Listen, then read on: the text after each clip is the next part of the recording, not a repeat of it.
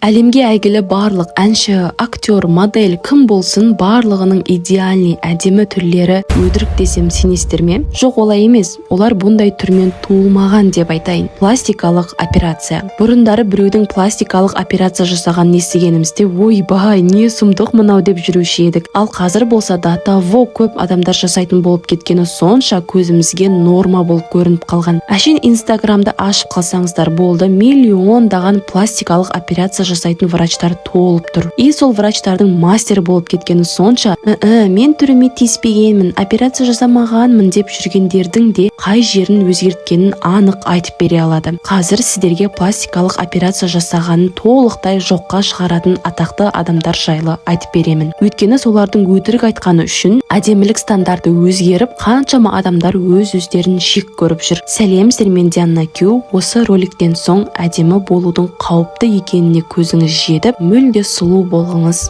келмей қалады.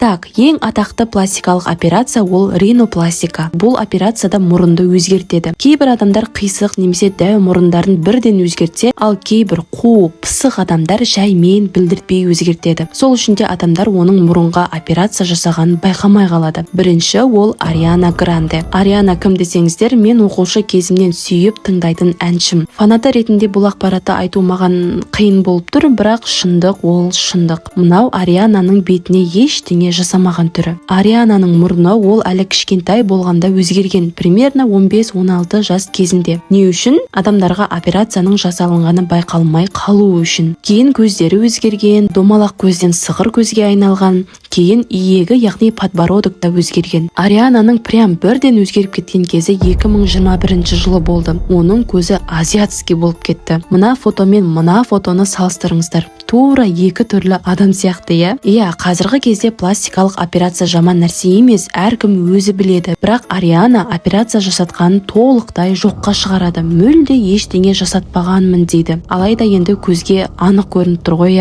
Бейонсе. Мынау Бейонсенің 2000 жылдағы фотосы. Бұл фотода Бейонсе мұрнына ештеңе істемеген. Ал мынау болса 2007 жылдағы фото. Бұлай қарап тұрсақ, анау айтқандай дымда өзгеріс жоқ, Әшейін косметика ғой десек те болады. Ал енді 2007 жылғы мен 2015 жылғы фотоларды салыстырайық. Енді бұл жерде де вроде кішкене өзгеріс бар сияқты, бірақ ойбай, операция жасаған деп айта алмаймыз, 2015 және 2019 жылғы фотолар. Ал енді 2000 жылғы фото мен 2019 жылғы фотоны салыстырайық. Міне енді нағыз өзгеріс байқалды, Бейонсенің мұрыны екі фотода екі түрлі болып тұр. Яғни уақыт өте мұрынын кішірейткен. Пластикалық хирургтың айтуы бойынша, Бейонсе әр 5 жыл сайын кішкене ғана мұрынын кішірейтіп тұрған. Сол үшін де ешкім өзгерісті байқамаған. Жалпы қалай ойлайсыздар, пластикалық операция жасатқаныңды жасыру дұрыс па, әлде олай емес пе? Селена Кентанилья. Селена 90 жылдардағы ең атақты латино-америкалық әншілердің бірі болған. Папасы ашқан музыкалық группада басты вокалист болған, яғни әнші. Группадағы басқа адамдар әртүрлі аспаптарда ойнаса, мысалы гитара, барабан деген сияқты. Ал Селенаның дауысы сондай әдемі болғаны сонша, тек әкесі осы группаны ашқаны үшін ғана емес, шынымен де өзінің керемет талантты дауысы болғаны үшін басты вокалист болған. Именно Селенаны бүкіл халық қатты жақсы көрді. Өйткені әдемі даусынан бөлек түрі де, фигурасы да, бойы да бәрі керемет әдемі болған. Селенаның мінезіне келсек, бұл маңызды ақпараттардың бірі. Ол өте сондай жұмсақ, барлығына мейірімді, дауыс көтеріп сөйлемейтін ақ жүректі қыз болған. В общем, Селенада барлығы болды. Қамқор әрі карьерасын бастап берген әкесі, бір-біріне керемет қарым-қатынастағы отбасы, қатты жақсы көріп тыңдайтын фанаттары, әдемі келбет, барлығы идеальный болды. Бірақ мына әйел Селенаның өмірінде пайда болғанша. Илана Сальдивар. Сальдивар Селенаны қатты жақсы көргені сонша, Селенаның папасына фан-клуб ашайыншы деп 100 деген хаттар жіберген екен. Сөйтіп жүріп, ақыры оның хатын байқап қалып, фан-клуб ашуына рұқсат береді. Яғни сол кезден бастап Сальдивар Селенаға және оның командасына жұмыс істеп бастайды. Ал сол кезден бастап ең бірінші басқа жұмысшылардан жалпы түсе бастады. Олар Селенаға былай айтқан: Селена, білесің Білесің ба, Салливар тек сен бар кезде ғана бізбен жақсы сөйлеседі, ал сен жоқ кезде бізге өте дөрекі, аузына келгенін айтады. Бірақ Селена олардың айтқанына сенбеді. Сөйтіп жүріп Салливар Селенаның фанаттарынан $65 мың ұрлағаны анық болды. Бірақ Салливар оны мойындамады. Селенаның жыны шығып кетіп, Салливармен жақсылап сөйлесейін деп екеуі осы отельдің 158-ші бөлмесіне келеді. Сол жақта Селена Салливарға: сен мені алдап келе жатқаныңды білемін, $65 мың сен ұрлағаныңды да білемін. Сен менің досым емессің ба? Менің де ақшаларымды ұрлап жүрсің. Болды, бұдан былай мен саған сене алмаймын, жұмыстан шықтың, дейді. Салливар болса жалынып тұрып кешірім сұрап, Селенаның аяғына жығылып, оны жұмыстан шығармауын сұрайды. Бірақ Селена ештеңені тыңдамай есікті ашып шықпақшы болғаны сол еді. Салливар қолына пистолет алып, Селенаның иығына атады. Иығынан қан ағып қашып бара жатқан Селена 120 метр әрең дегенде жүгіріп, бір жерге келіп, мені құтқарыңдар, маған оқ атты дегенде, ол кім деп сұраса, Илана Салливар депті. Бұл сөздер Селенаның өміріндегі соңғы сөздері болды. Селена 24 жасқа толуына бір-ақ апта қалғанда қайтыс болды. Салливарды полиция ұстап, өмір бойына түрмеге қамалды. Түрмеде Салливар не айтқанын білесіздер ме? Мен қалай пистолет алып атқанымды білмеймін. Бұл әшейін байқаусызда болды. Просто сөз жоқ. Салливардың үйінен осы жер табылған екен. Селенаның фанаты болғаны сонша оны құдай көріп бағынып жүрген. Әрі оның әдемілігін, байлығын көре алмаған. В общем, миында ауытқуы бар біреу ғой. Селенаның бір ғана кінәсі, ол оның слишком ашықтығы, барлық адамға сене берген, орысша айтқанда наивная болғаны.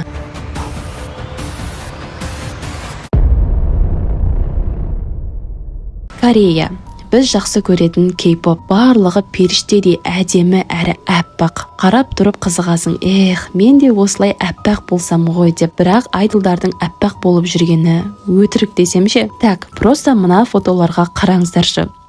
Айдолдарда біз сияқты қара домалақ екен ғой. Көріп тұрғандарыңыздай барынша әдемі, идеал болып көріну үшін өтірік қожаларын ағартады. Бұл рас ақпарат. Қаншама әппақ болып жүрген айдолдар ұсталып қалған. Ал енді Филиппинге өтейік. Бұл филиппиндердің әдемілік идеалы. Қанша әппақ болсаң, сонша әдемі бола бересің. Енді бұл оқиғаны жалғастыруым үшін сіздерге бірдеңені түсіндіріп кетпесем болмайды. Градусник. Ауырып қалып ыстығымызды өлшейтін кәдімгі градусник. Оның ішіндегі мына қара сызықтың қандай материал екенін білесіздер ме? Адамдар егер үйінде градусник сынып қалса, оны тазалап алу үшін бөлмеден барлық адамдарды шығарып жіберіп, маска киіп, перчатка киіп, оны қағазға орап, сыртынан тағы бірнеше рет орап, сосын барып мусорға тастайды, немесе скорый шақырып беріп жібереді. Өйткені градусниктің ішінде ртуть деген металл бар. Оның зияны оны жегенде немесе қолмен ұстағанда болмайды. Жай ғана ртуть бар бөлмеде демалып жүрсеңіздер болды. Соның өзінде ол организмге кіріп кетіп, миымызды, бауыр почкамызды улайды. Сол үшін градусник сынып қалса, оны өте мұқият болып тазалау керек. Ал сіздерге түсіндіріп алдым, енді ары қарай кеттік. Филиппинде кожаны ағарту деген уже норма болып кеткен. Ақшасы көптер қымбат лечениелер арқылы немесе пластикалық операция арқылы кожасын ағартып жүреді. Ал ақшасы аздар болса, ең қорқынышты, қауіпті нәрсені жасайды. Олар жай ғана любой бір базарға барып, кожаны ағартатын арзан крем сатып алады. Енді мына ер кісі сондай кремдердің бірін тексеріп көріп еді. Осыдан соң арзан крем алмайтын боласыздар-ау. Адамдар беймарал барлық жеріне жағып жүрген кремді ол арнайы перчатка мен маска киіп тұрып тексеріп көрсе, кремнің ішінде сол ртуть бар болып шықты. Онымен тіпті демалуға да болмайды, ал адамдар оны бетке жағып жүр. Ал ондай кремдер әлі күнге дейін миллиондап сатылып жатыр. Оның кесірінен денеге әрдеңе шығып кетіп, қиналып жүргендер қаншама. Арзанға крем алам деп, енді қымбатқа емделіп жүр. Осы ақпараттан соң шынымен де әппақ болғыларыңыз келе ме?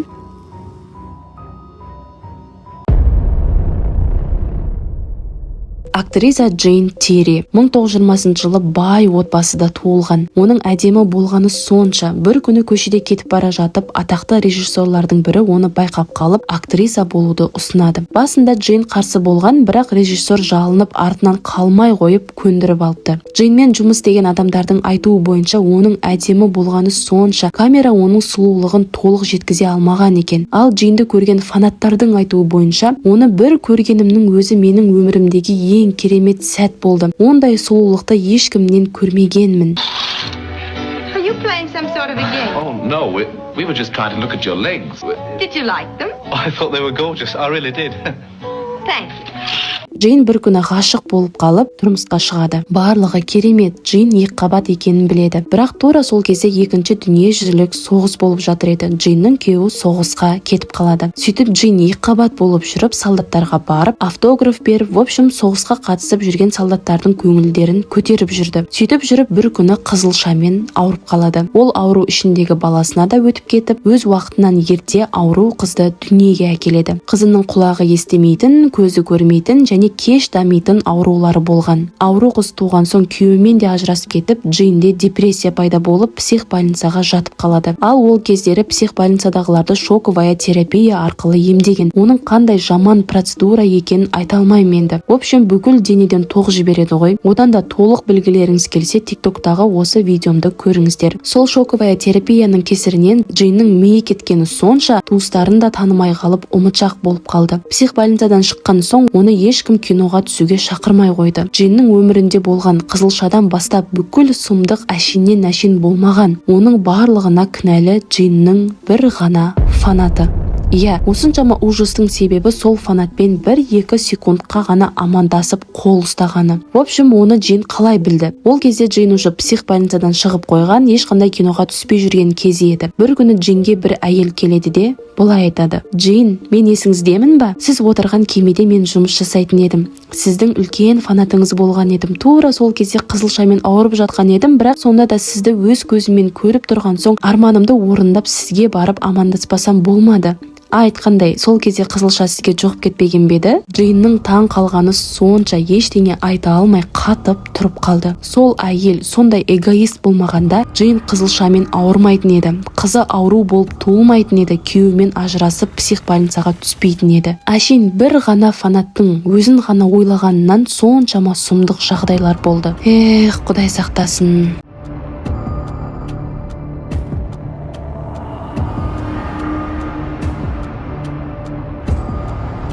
Охо, фотошоптың темасын вечно айта беруге болады. Суреттеріне фотошоп жасамайтын, хотя бы фильтр қоспайтын ешкім қалмады ғой, дұрыс па? Атақты блогерлердің мына видеоларына қараңыздар. Фотошопты байқадыңыздар ма? Фильтр бірінші пайда болғанда оны қолданғандардың үстінен күлетін еді. Өз түріңнен ұяласың ба, әу деп. Қазір енді фильтрде тұрған ештеңе жоқ болып қалды ғой. Мен де TikToktағы әр видеома фильтр қосамын. Не совсем фильтр, жай ғана түрімді, кожамды реттеп шығамын. Мынау до, ал мынау после. Әжептәуір айырмашылығы бар, я. Оны сіздерден жасырмаймын да. Өзімнің макияжсыз, фильтрсіз түрімді жақсы көремін. Айнаға қарап өзімді жақсы көріп қарап тұра беремін. Жай ғана видеода опрятно көрінгім келеді, болды. Ал сіздер ше, фильтр қолданғанды жақсы көресіздер ме?